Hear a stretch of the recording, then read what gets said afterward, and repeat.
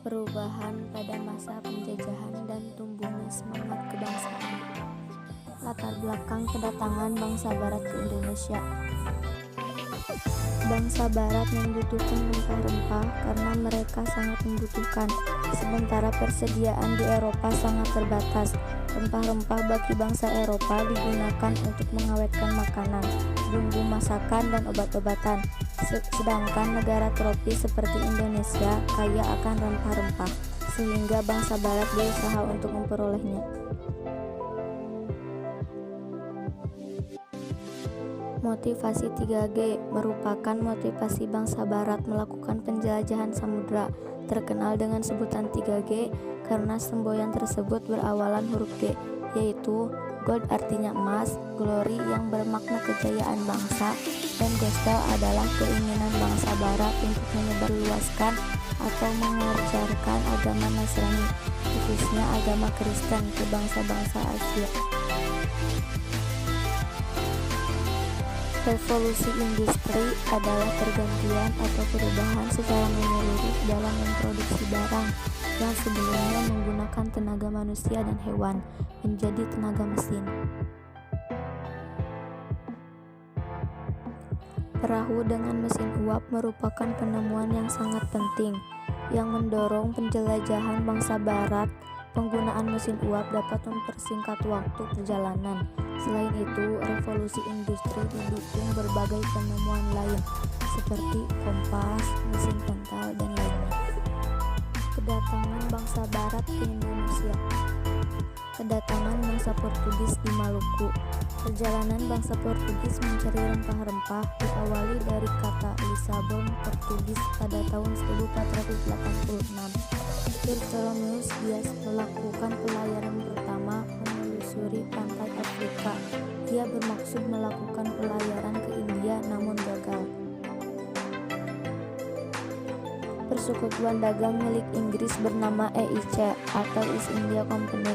Di dalamnya bergabung para pengusaha Inggris. Walaupun Inggris tiba di Kepulauan Nusantara, pengaruhnya tidak banyak seperti Belanda.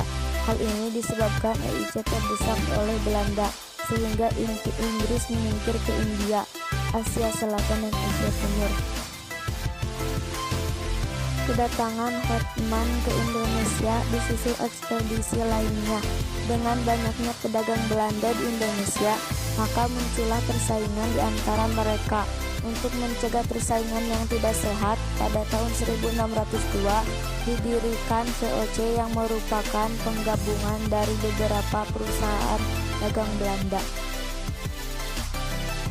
Monopoli adalah penguasaan pasar yang dilakukan oleh sedikit perusahaan.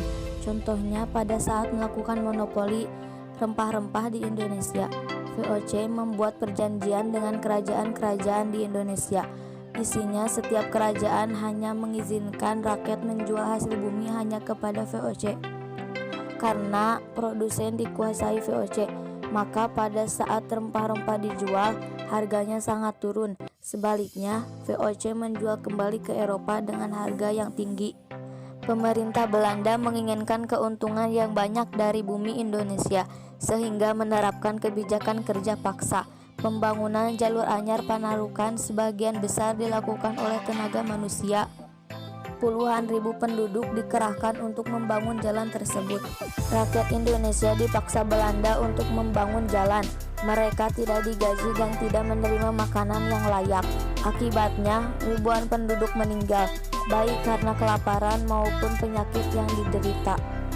Sistem sewa tanah menggambarkan seakan-akan rakyat tidak memiliki tanah, padahal tanah tersebut adalah milik rakyat. Hasil sewa tanah juga tidak seluruhnya digunakan untuk kemakmuran rakyat. Hasil sewa tanah tersebut sebagian besar digunakan untuk kepentingan penjajah. Kepentingan sistem sewa tanah pada masa Raffles yaitu petani harus menyewa tanah meskipun dia adalah pemilik tanah tersebut. Harga sewa tanah tergantung pada kondisi tanah. Pembayaran sewa tanah dilakukan dengan uang tunai. Bagi yang tidak memiliki tanah dikenakan pajak kepala. Sistem tanam paksa. Praktik-praktik penekanan dan pemaksaan terhadap rakyat tersebut antara lain sebagai berikut. 1. Menurut ketentuan tanah yang digunakan wajib hanya 1/5 dari tanah yang dimiliki rakyat. kenyataannya selalu lebih. 2. Kelebihan hasil panen wajib tidak pernah dibayarkan. 3. Waktu kerja wajib melebihi 66 hari dan tanpa imbalan. 4. Tanah untuk tanam wajib dikenakan pajak.